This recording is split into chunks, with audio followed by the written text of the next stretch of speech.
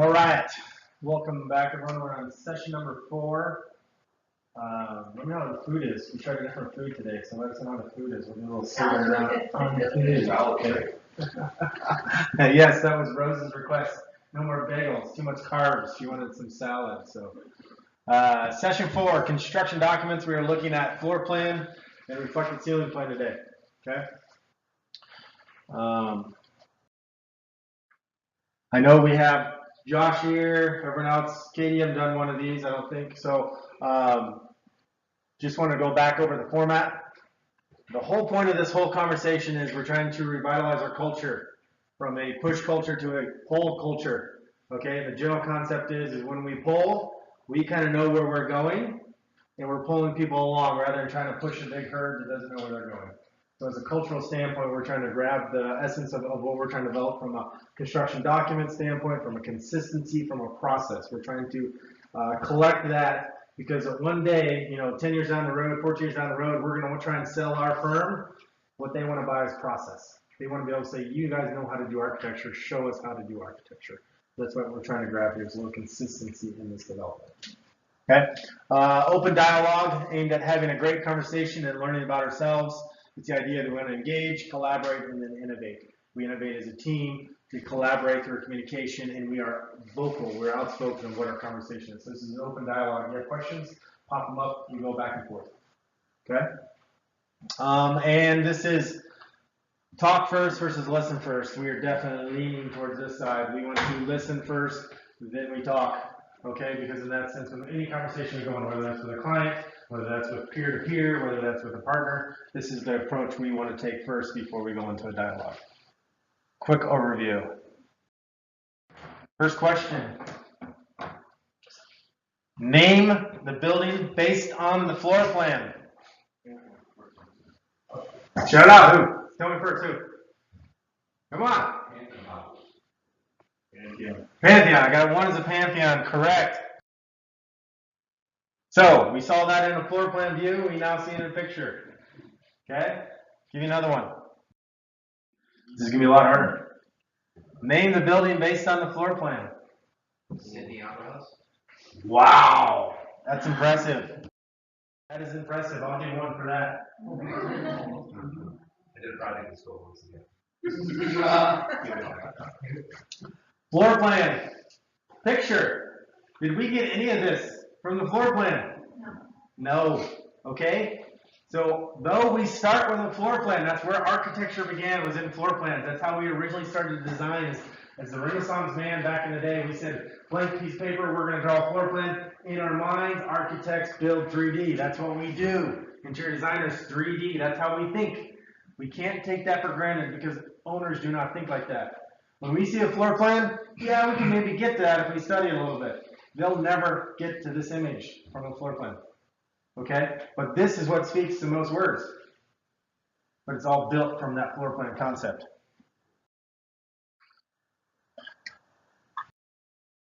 So our spotlight idea is, I want to go away from just floor plans, elevations, and RCPs, and roof plans. 2D imagery. We need to start to get to 3D floor plan renderings for design clarity when we talk to owners, and also for constructability and visualization because when we deal with contractors. Okay? When we start to do DDs, to start to look like this. I don't want DDs to be floor plan, RCP, roof plan. We can do this. This is how we're designing now in Revit. We can do this. We may not have all the finishes. I get that. But we're dealing with furniture already before we even get into actual construction documents. So this is what we need to start to put together. Very simple. Keynotes on the side. We put keynotes on top. Doesn't have to say much. Low stud wall. Boom. Pretty self-explanatory. Next question the contractor is going to ask, well, what are you going to skin it with? Okay, drywall, wood veneer paneling, whatever. That's what we can start to open that dialogue with. You don't even necessarily need to say how high, right? They can kind of project that from the image. Okay, 3 foot, 4 foot. Okay, that idea is already presented there. You can start to talk about floor finishes on this concept. So when we start to put a DD set, I know we got a DD set coming up for Creighton. I know we're going to have a DD set coming up for EVA at some point. When we start to put these new DD sets together, these are the images I want to see in there. Because this speaks a lot farther than just a 2D floor plan and a 2D RCP. Because what we're struggling to do is just get that information onto those sheets. We're trying to, okay, let's get the keynotes on there. Okay, let's get the call outs on there. Okay, let's get it laid out. Let's get the dimensions on. This says so much more quicker. And I know it's there. It's already there. We just got to get these perspectives put into it. Yes, we're going to have the complementary information next to it, but let's focus on getting to this level first from a DD standpoint. Yeah. Can you explain real quick what DD is? That we have SDD for some people that might I'm sure Josh kind of probably knows that from a design development standpoint. Yeah. So you got schematic design or conceptual design. Then we got design development. You got construction documents, and you got CA, which is construction administration. Typical flow. Okay. Clear? Smut, you good? Yeah. Those are kind of the processes we typically go for. We start with conceptual, then I've been doing this for 18 years. I never understood the difference between conceptual and schematic. I think someone just needed to build something. So it was conceptual, schematic, DD, CD, CA. It's kind of there. Just so you know, when contractors take pricing, they usually do schematic design. They have no idea what conceptual design even means.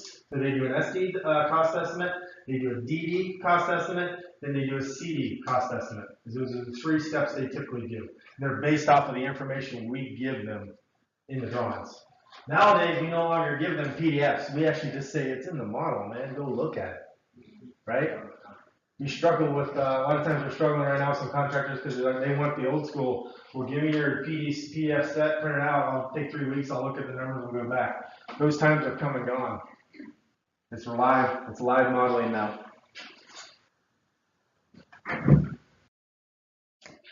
Floor plan layout, establish appropriate scale. Scale is everything, just like the site plan when we talk about site plan. I don't want odd site plan scales. I hate odd floor plan scales. Okay, 3/32. I mean, that is like the death of us, 3/32. You ever walk out to the field and the field trying to do a 3/32 scale? Yeah, good luck with that. Okay, it's got to be quarter scale, it's got to be 8 scale. The other thing you got to remember is a lot of times we're designing these at 30 by 42 sheets or 24 by 36 sheets, and then we bump them down to half size sets, right? So when you bump down a scale half size set, what do? You can double the scale at that point, right? And you still can work in a scaled format even though it's a half size set. So that's why we want to be consistent with an 8 scale to a quarter scale, quarter to a half scale. Okay, that's where you can start to move as you move through those progressions when you work from a full size set down to half size set. Got some nods there. Everybody understand that conversation right there I just had? 364s? Yes, that's it. Exactly. Very difficult to work with. Okay? Works large to small. And I'll show you a couple drawings here in a second. Make sure we're working big building. If you have multiple buildings within one campus, first campus, set that floor plan, set that campus map. Then we start to work into each individual building. Set that kind of cartoon that set out as we work through those, okay? Same thing, work big floor plan, then we go to enlarge floor plans. Identify quickly where you want to enlarge them, and then you can set those aside and we'll deal with the enlarged ones later, okay? Cross-coordinate consultants elements, okay? What do we just give me some ideas of what we're showing in a floor plan standpoint. We're talking about an annotated floor plan. Everybody know what annotated floor plan is? That means wherever we put our keynotes are on the annotated floor plan, dimensions are on the dimension floor plan. So annotated floor plan, what do I want to see on there from a consultant standpoint, if anything? Structure. Yep. If there's some structure important elements there, I agree with that. We can have some structure, so some stairs, some columns. Those elements we need to make on there. Mechanical heat pumps. Yep. If you got any kind of down ground amount of floor equipment, absolutely. We got roof drains. I want to see roof drains. Okay, I want to see where those leaders are coming down because we're going to have to fur out and box out, create chases around those elements, right? I don't need to see power outlets. I'm not looking for power outlets. That's on the power plan. Okay, but any elements, it's kind of basically saying here, my plumbing fixtures, that needs to be cross-coordinated. Any kind of plumbing fixtures, I need to see that on there. Making sure that's going back and forth. Separated, annotated versus dimension. Annotated, dimension. And when we group them, I'll show you in a second here, we want to make sure, we want to think like a contractor. A contractor wants to flip through the annotated, and then they want to flip through the dimension, or vice versa. So if we toggle back and forth, although I like that grouping sometimes, it's very tough to build off of because they're flipping 3 or 4 pages to get to the next dimension at times, and that gets very convoluted in the field. Okay. Enlarged floor plans. We'll actually talk about that at a later time, but always think about what are we enlarging our floor plans? What floor plans are we enlarging? Restrooms. Anything plumbing fixture based we need to enlarge because we know we're gonna have to go in there to dimension that pretty heavily. What else? Stairs and elevators, right? Any kind of vertical circulation elements we need to make sure we blow up. What else? Kitchens, yes, absolutely. If we did a kitchen for a school element, we're going to blow that whole thing out, yes, because it's going to be dimension heavy, it's going to be equipment heavy. What else? You've got like a room with a lot of like casework and stuff. Absolutely. If we, from an interior standpoint, we've got reception desks. If we got teacher workrooms, any areas that have a lot of casework in there that we need to blow up, we might as well just blow it up. Let's do a little dimensional takeoff, do some keynote takeoff on all that. Plus, it's always nice from a casework standpoint to tie your enlarge to interior elevations. You quickly can show it in a large plan, and then on that exact same sheet, you can show interior elevations of the exact same casework that you're actually enlarging. So keep that in mind as we work through it. Revit dimensions focus session. We'll do a breakout. Jeff is going to do a breakout on that because there's tons of theories on how we actually dimension, but we're going to try and get that a little more standardized. Okay, just a couple of things to think about. Give me block modular. Who can tell me block modular in an odd direction? What are the numbers we end in? Inches. 0, 4, and 8. Okay, 4, yes. So 0, 4, and 8. 4 is your only odd number, right? 8 and 0 are your even numbers. Okay? Yes, you can cut a block. There is a such thing as a cut block, I tell you that. So please do not scrap a whole plan for a cut block. We're not Mies van der Rohe here, okay? But we need to keep that in mind. I can't have 3 inches, I can't have half inches, I can't have 7s and 11s and all this other stuff out there. So when we do block modular, it is in 2 foot 0, 2 foot 8. If it's 3 foot 4, can it be 3 foot 0? Not ideal. Only in a desperate situation that you're not going to domino it down the road. Okay, if you're at the end of a wall, you're like, I gotta cut it, I gotta cut it. Fine, let's talk about it, we'll cut it. But we can't domino that all the way down the road.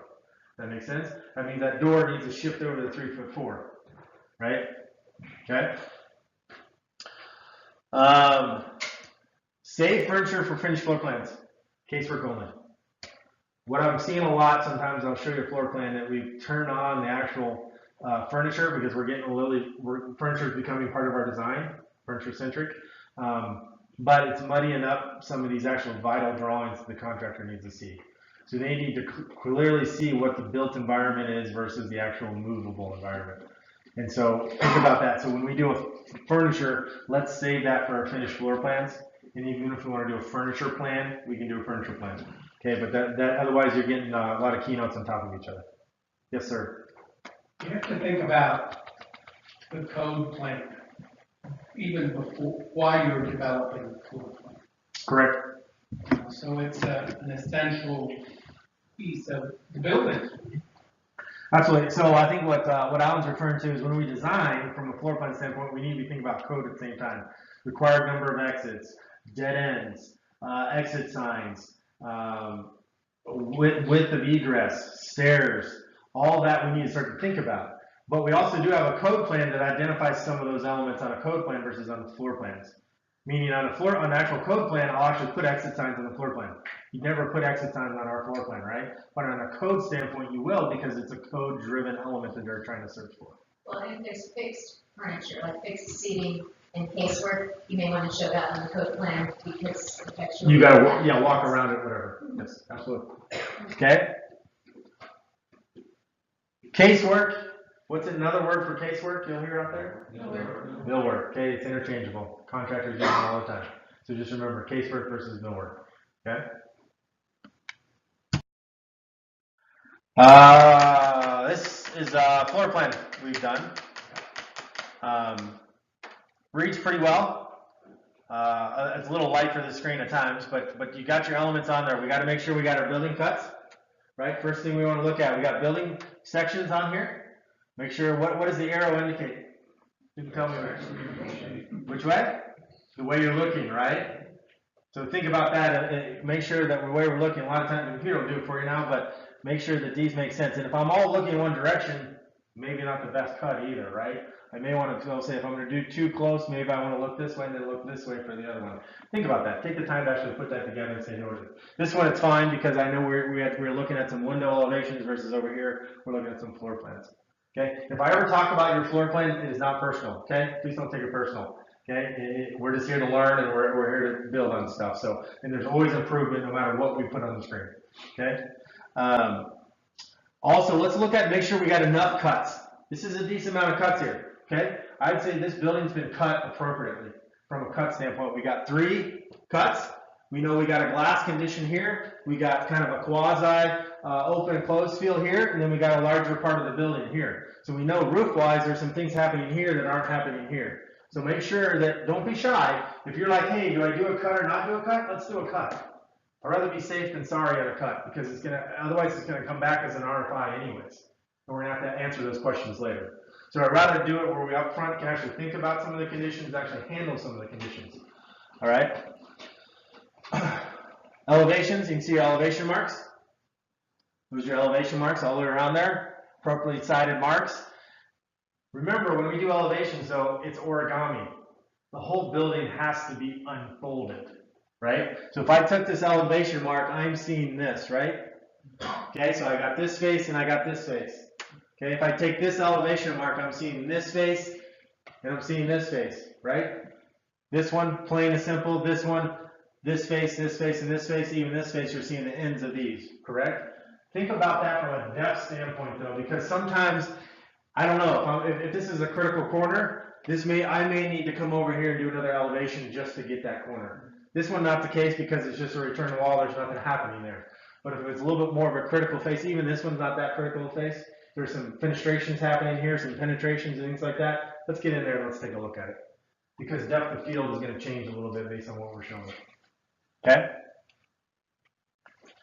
Ground mounted, so we got some coordination with mechanical. Right here, we got some ground mounted compressors. We show some concrete around there, which is the number one thing I always see miss, stoops. We don't call it any stoops. Like, for instance, did we need a stoop here or not? Maybe we did, maybe we didn't. Do we need a stoop here? Maybe we did, maybe we didn't.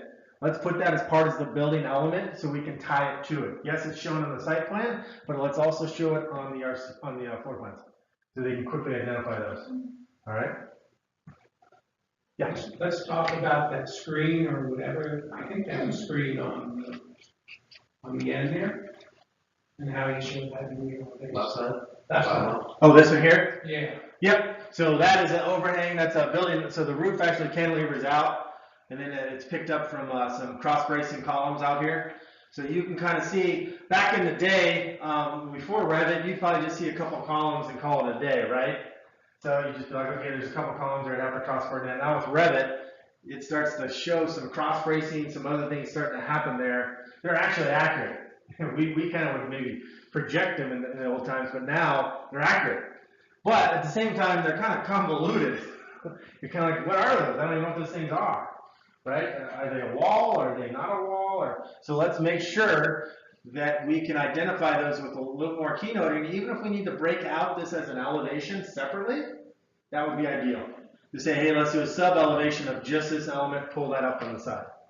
Okay? If sheet-wise, you can even do that and put that right here. I have no problem with that because, again, we're tying some quick elevations to help them understand some learning of some of those. It doesn't have to go 8 sheets back to our elevation sheet. So think about what you're conceptualizing you're going through. Everything reads pretty well. I mean, from a cut plane, you can see your windows pretty clearly. They all have been identified. You got your wall sections. We even got some masonry control joints. You can see them from larger dashes. It's critical to have those because we want to control if we want to even those out from an aesthetic standpoint. And large bubbles based on restrooms. You can see clouds. Clouds have been identified because we've had a couple deltas in there from a VE coordination and city comments. Any comments on this from your guys' standpoint? You use callouts for all your large plans? We do bubbles, yeah. So you'd be a dash bubble around it, and then this cross references like this sheet says sheet A 9.4 number 2. Yep. And then that would be created. That view's then created on that sheet for the cross references. Okay. I think the darkness of the mechanical units is almost overpowering. Yeah, Like too much attention drawn. That's a real drawback of Revit. When you get the real models in there, you don't realize that all those lines are just gonna make a black mess. Right, because that's the fans and you got everything else on there. So that's, and that's one thing we do when we shotgun PDF. I'll show you some good shotgun PDF here in a second, okay? So, we gotta be conscious of that. We got the grid lines. You know, the grid, sometimes these bubbles are really over domineering. I'd say if anything, these are probably under domineering, but I know these are scaled to what you're putting on the sheet, so they automatically are done with Revit when it does that. So let's make sure that on a dimension plan, these are absolutely critical, like you're gonna see next. Dimension plan on this, right? These are absolutely critical on the annotated. They're just more for a quick reference to say you're in the right area, not as critical. So from a dimension standpoint, pretty much all the same sections, elevations, everything's there from a coordinating standpoint. We just now are starting to dimension between the grid lines first off, and we establish our overalls. So we have overalls, and then we have our in between our grid lines as we go through there. Like I said, we'll do a whole other blow up on dimensions. I'm not going to spend a lot of time on that. But when you're working with masonry, make sure we understand outside of block, inside of block, and midline of block. That's critical because at times we get left some assumptions in the field where I assume it's an 8-inch block. Well, now it's got to be 4 inches. If you're showing midline on the outside, we should be showing outside face on the outside versus midline or inside face. So keep those in mind. Okay, we control the grids. Okay, we control the grids. If we want another grid, we do another grid. Yes, we want the structural engineer to say, yes, here's my order, here's what I need. Structural engineer, you do your first pass. Show me what you want. Okay, this is what you need. Then we come back and say, I'm laying my sheets out. We may need another one, or it doesn't quite number right. Okay, a lot of times we get those numbers where it's M.1, M.2, M.3 because they're added after the fact when we've already numbered those and lettered those grids. So that itself is something we should be doing in DDs, labeling those grids so we can get that established. Okay? One more thing, communication tool, how the floor plan works for the guys who are building. So when you're making the plan, think about how this communicates. So in other words, the grids help someone look at, well, what am I looking at? I'm looking at grid M4 or whatever. Mm-hmm. So we just got to make sure that we haven't cluttered the plan up too much so that it's not readable. And I think it's a great point, especially when you coordinate with your structural engineer. They don't see the room names. They don't see any of these other stuff. Okay, so you're like, we're in the restroom. Where's the restroom? You know, the restroom on the first floor. Yeah, where is that? No, we got to say that is grid 2, grid J2. Boom, take me to that restroom. That's the only way they can talk on it. So they're not looking at floor plans that are labeled like what we're looking at. So keep that in mind when you're communicating with them across the there. Okay?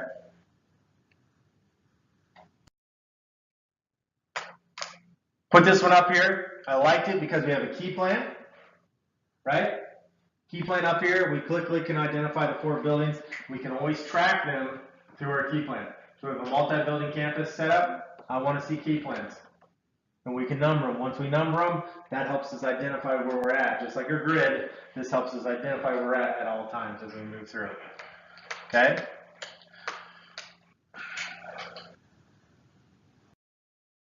So this is that first building. You can see with the key plan where we're starting to move as we go back and through. Make sure we're updating our general notes. When we drop them on, we can't just drop them on and say they're general and we're done. Okay, let's make sure we're reading through them, make sure they're applicable. Obviously, we had to go back and change some wall types that we didn't have cross coordinate at the time. So make sure we're going back and looking at our wall types. We're not going to capture everything. Revit does a wonderful job of showing me which walls are furred versus which walls are unfurred. It also does a wonderful job of telling me which ones are 2.5 inches versus 6 inches, just from a visual standpoint. Okay, the fact that I can go around this whole building and I can quickly identify which one's furred and which one's not, that's what I want to identify. We can also go in there and say, you know what, let's correct our hatch on our masonry walls versus our stud walls. That'll help clarify some of that depth as we go back and forth.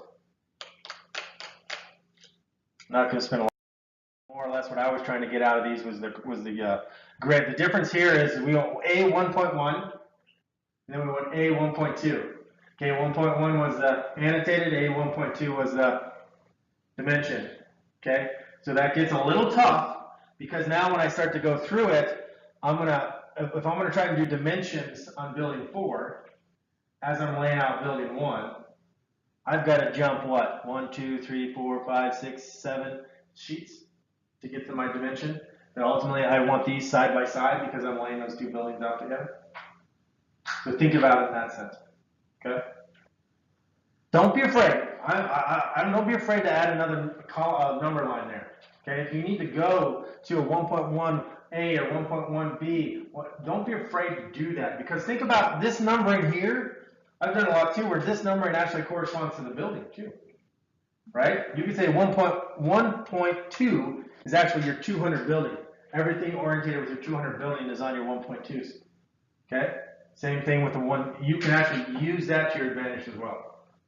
Because if a contractor can go and say, I'm going to grab all my 1.2, all my first numbers after the point, those are my dimension plans, I'll grab them all, we'll put it in a set, here you go build off of this. Those are the things we've got to start from a constructability standpoint, tie into how we're actually showing graphically. I think right now our standards like 100, 101, 200, 200. Kind of like this, A105, yeah. Mm-hmm.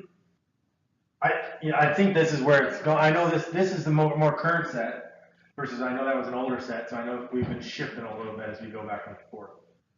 But so take advantage, like this would be 10.05 could actually be the 500 building, because the 5 times the 500 building. So use those numbers to your advantage as we start to cartoon that set out. That's why we cartoon it out before we actually put a lot of information on the sheets, because then once we start to go it gets really tough to unwind what you put in. Okay. Also, you can start to have multiple floors. So ultimately, with multiple floors, the first number should really hopefully tell you what floor you're on too. From a 1 to a 2 to a 3 to a 4. I know that affects our set sometimes because all of our 2s are our RCPs. You get past 900s then. That's okay. Yeah, it's not the end of the world. We have an A10. I've seen A11. I've seen A12s. I've seen sets where there is no other dot. You could have A100, A10, A1000. Just because there is no dot, that period is actually put in there from the minimum. Yeah, because like if we have, right now we do A100s, A200s. Mm-hmm. But so yeah, if we push the second floor to A200s, we would be going past 900 at the end of it. So we have like an A1000. Not unheard of. If we get that big of a project. So just kind of depends how you lay it out. That's why I want to cartoon it to get our idea of what we're doing. Furniture.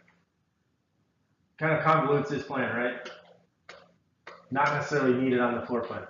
We could turn that off. We could send that to our floor finishes, because it just starts to get on top of some of our room numbers, some of our other deltas, some other things going on, and it's really not pertinent.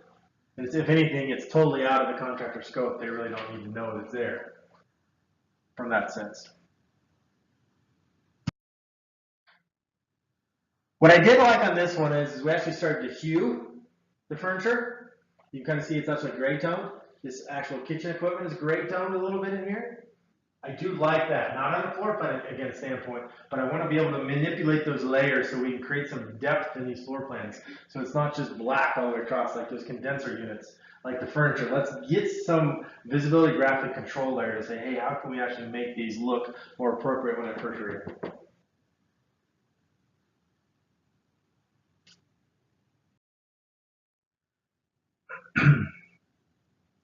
Oh yes, the PDF shotgunning.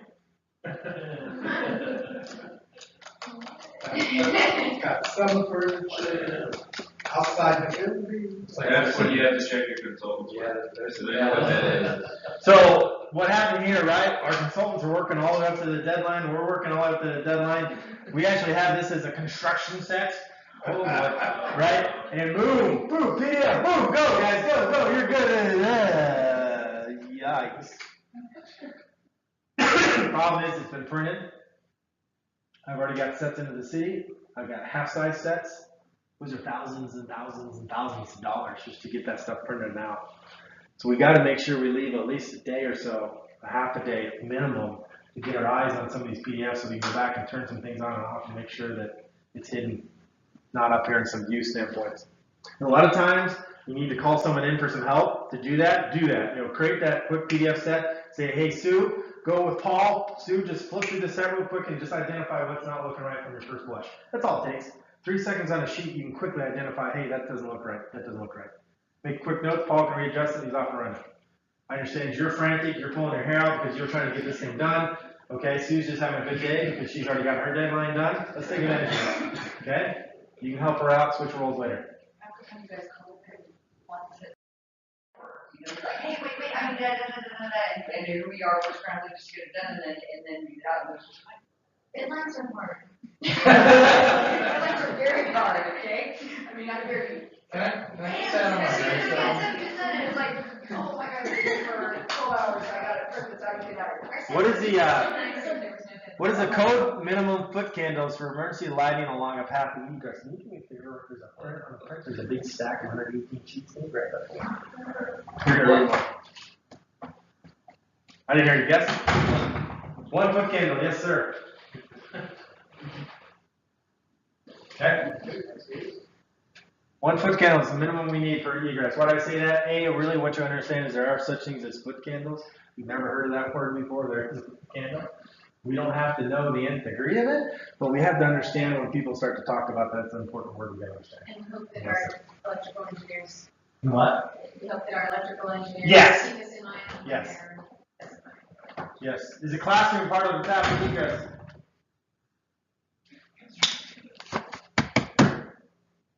Oh boy. I mean, you gotta get out of there, Yes. so yeah, It is not. it's not. You're not required to have emergency lighting in classrooms. It's a choice. Okay? The corridor that you egress to is your path of egress. Okay, it's like an office. Is an office a path of egress? No, you're egressing out through that corridor to get out. Okay? So some fire marshals will question that, and we gotta go back and forth, and then they want it just at the door entry. But a lot of times owners want it from a security standpoint, because when you walk that building, you see some light in that classroom at night, it feels a little bit more of a deterrent. Tripping over desks. You can turn the lights on if you're in there, you know. But What if it's open concept? Is it batch occupancy in general, or? great question. We're going to start to open those cans of worms. Who knows?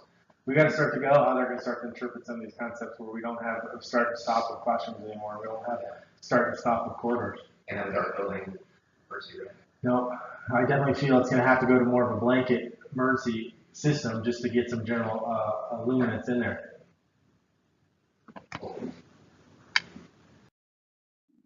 Reflected ceiling plans. Hatch legend is very critical. Okay, I know Revit establishes some of those B decks and some of the exposed structures. Let's get our eyes on it because they all kind of look very similar. They're hard to tell the difference, and they get a little muddy at times. Incorporate dimensions for design intent. Who would put dimensions on RCP? Girls love to put dimensions on RCP. I get our advice from the contractor saying, where are these lights? I learned this from Catherine. They love to put dimensions on RCP. Now, they don't put dimensions, they just put the word equal, right? They're not dimensions, they're just equal. Okay, thank you. No, that's cool. I like it. We need to make sure that they're laying out our can lines in an appropriate path, okay? But yes, we need dimensions on RCP. It adds a layer that the contractor needs to understand from a standpoint, okay? Identify crossover header heights, my pet peeve. The number one thing I see in the field is missed header callouts. To us, we look at it, you got a beautiful RCP and you got this little void right here, right? And to us, oh, it's a header. Yeah, it's a header. Yeah. How do I know it's a header? What height is it at? What is it? We need to make sure anytime we have a transition of any kind of ceiling type, we got to call it a header height. We got to have a section cut on that to tell me if it's a box header, if it's a floater, whatever it is. Okay? To actually identify that we can tie that back to it. And we also have a height call out on that as well. Utilize room names. Make sure we got room names on our RCPs. I know they can get muddy at times, but if we need to do some visibility graphic control there, let's do it. Or if we need to pull it off to the side, let's figure that out. Okay, because they do need to be able to identify which room they're in. I don't need the names, I just need the numbers. Okay. Show HVAC layout. Can't tell how many times we just never turned on the HVAC, and now we have diffusers on top of lights, or we don't know where the diffusers are at. Especially in exposed ceiling areas, you guys say, yeah, let's expose this area, and you don't realize that there's a mechanical unit sitting right in the middle of this area. They're like, yeah, that's not pretty. That's really not pretty at all. So we got to make sure we have them turned on in exposed ceiling areas because that's going to tell us what the duct is. Plus, it's going to tell our HVAC guy to say, hey, we want round, not square, or rectangular, right? Okay. Show detail cuts on your soffits, every single detail cut. I need to know if there's a box header, whatever type there is, I need to identify those, because that's money. If we don't show it, that's a lot of money that's missed right there that we got to find in the field. Include building section cuts. Make sure we got those section cuts, because again, that's going to tie us back to the floor plan. It's going to tie us back to those building sections. One of the things that's really interesting in the hospitals, but we turned on a sprinkler system too, because the lights are very critical, as are the sprinklers. You know, otherwise you're building lots of dollars. Absolutely, and I'll get to that in a second, because that's a great point. There's one thing I'll show you in another one, but that is a coordination piece. And one thing we're doing with sprinklers though is our contractors usually doing a design build approach on our sprinklers. So that's coming in a little bit later in the game, but it is a conversation we need to have, and I'll show you one where we didn't have that. Okay. Great looking RCP, I'll tell you right now, this thing just jumps out at the page at you. I love it. You can see it, it's dynamic, a lot of things going on there. Okay, one problem we have in this RCP, and we had in the field, hard to see where the lights are at. Can't tell where the lights are at in these offices. Very, very hard to see where the lights are at. Right? The 2x2s or whatever, like their line weight just looks like it blends into the. You know, if you really go in there, zoom in close, there's another line next to it, but you would never really see it. You can't really tell. So what happened in the field here? What did we never pick up here? Because our lighting was not turned on. Well, it's turned on, it's just not graphically visible. What happened? Can you even tell me a problem in these offices? Coordination with HVAC does. No, that's okay. That's on flex, so ultimately I can push and pull that. The fans are in the lights. The fans are in the lights. I got a strobe effect now with my fans because my lights aren't pulled off far enough apart. So what had to go? The lights. We didn't need lights. We had to have fans. No, fans. The problem was I got an owner who has a fetish for fans.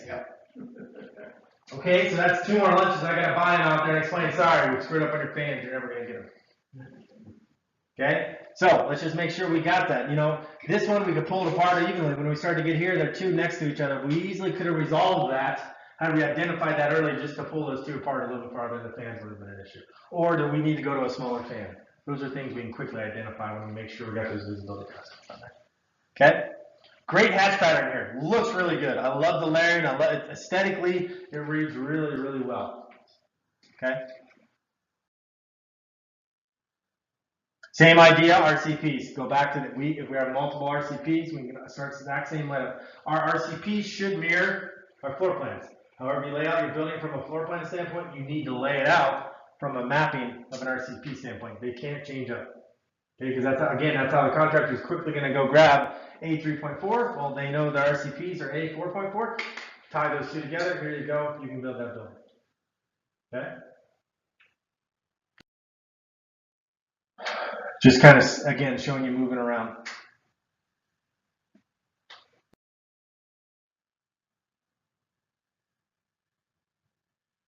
I get a little worried when I only see 3 keynotes.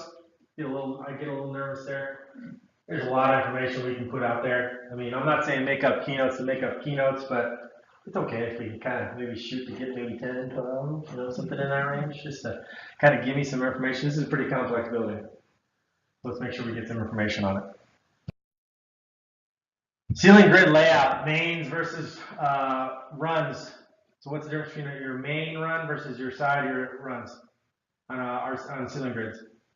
Runs continuous. It's like the main structural. Correct. Beam. Beam. The word is structural there, right? It's structural. It's actually, you can't interrupt it. So in a room, let's say we're going to put a grid in here, right? Which direction is your mains going to go? Long lines, but Long way. Really? Why do you don't want a shorter structural span? Because what costs more money? Mains.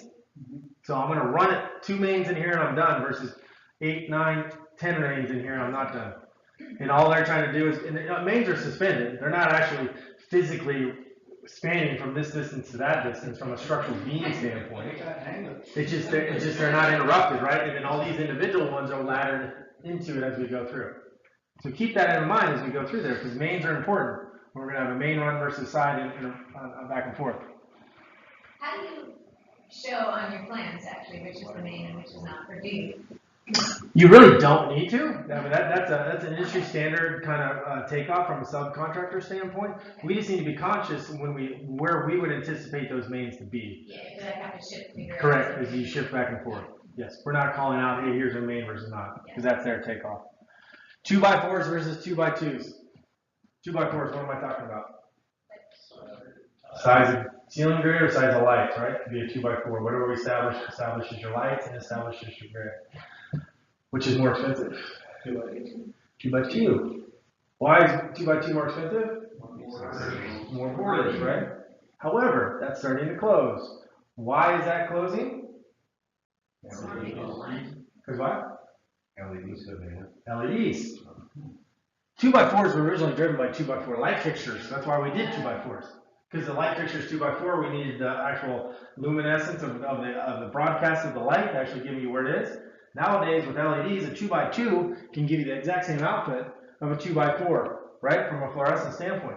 So now I'm actually getting less fixtures in my classrooms, which is a great thing, which actually gives us more freedom. So from our standpoint, we would still show it 2x2s is preferred. From an aesthetic standpoint, 2x2s is a lot better looking, proportion-wise, right? So, and the lights start to work with that. The other thing we can start to do is what they call second look. Whereas if from a cost standpoint, we're driven to say you have to have 2x2s, where we're going to do 2x2 or 2x4s ceiling grid, but we're going to do 2x2 fixtures. We then do a second look tile that makes it look like they're all 2x2s. Okay? But ultimately, 2x2 is the utopia of lighting. Okay? Can lights, they react totally different than 2x2s. 2x4s, that's where I get my equals, right? So when we use can lights, remember, can lights are not ideal. You can tell this room alone. Can lights are not ideal from an actual learning format. Okay, they're more of an accent lighting, more of a filler lighting, a walk path lighting kind of idea. They're not actual learning or actual workspace driven. But we do need can lights. I do see a lot of times in restrooms and stuff, we miss can lights. We miss areas where we need to identify our actual walkway up through there. Make sure we have those called out. Leftover ceiling tile, floating grid, edge trim. Okay, a lot of times nowadays we're not taking the ceiling to the edge of the walls. We're actually floating that edge trim, right? Axiom is a budget killer. Stop calling it out. Okay? 8-inch Axiom trim is more expensive than darn shoes Michael Root has on right now. Okay? It kills it. Alright? It's just because of the word Axiom. It's proprietary. So what we've been doing is our box molds on the edge. You can still get an 1.5 to 2-inch height out of it. It still looks decent, especially when you're just floating off those edges. So I'm sorry, you're using what trim? Axiom? No, I know what Axiom Oh, it's a is. box mold? It's just a box mold trim. Basically all it is an angle trim that they put at the wall, but they just pull it off and they can float it. Basically it.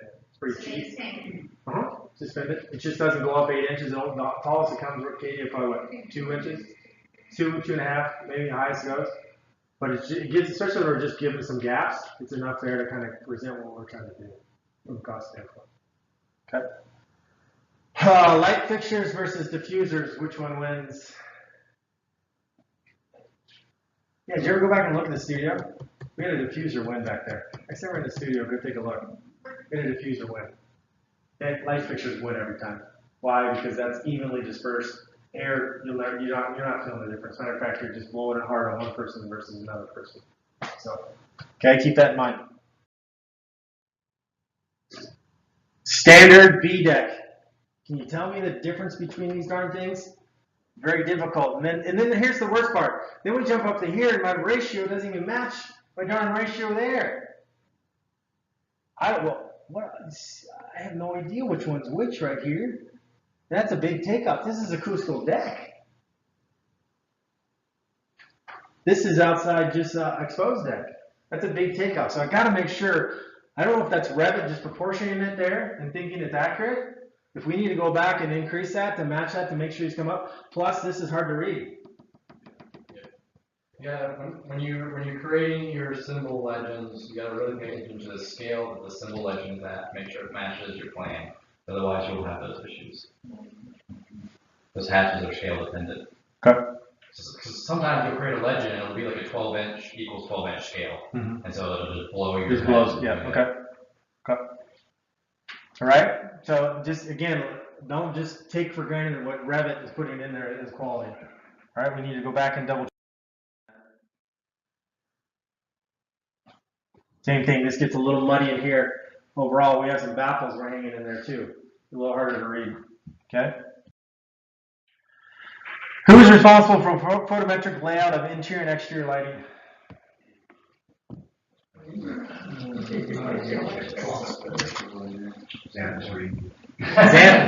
Xanth, this is your responsibility.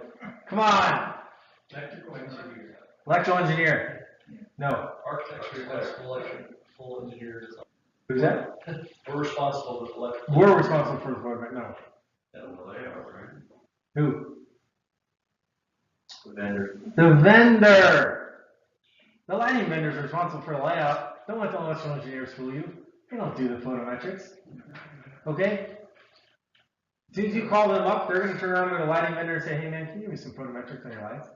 Every light spits out something different. They don't have it. So that's the responsibility. So a lot of times when they're stalling, I need another day in my lights. It's not them. It's their vendor. They haven't got their photometrics done. They haven't got their calcs done. They're coming back. You got to know the game to play the game. Okay? Vendors are responsible for the photometrics. So when we identify our lighting vendors, and we say it's inverse, their light photometrics are going to be different than RC Lurie's. I promise you that. Run into that plenty of times, which means we may have one more fixture compared to the other fixtures. So keep that in mind too. Okay? Light fixture selection. Here is the process. Sometimes I know interiors wise, we kind of have a lot of different ones. Here's the process. This came from Catherine, not me. Okay? We're just saying it. Meet with vendor for design intent. We have to meet with the vendor up front. Okay, sit down, have a meeting, say, here's what we're thinking from a light fixture standpoint.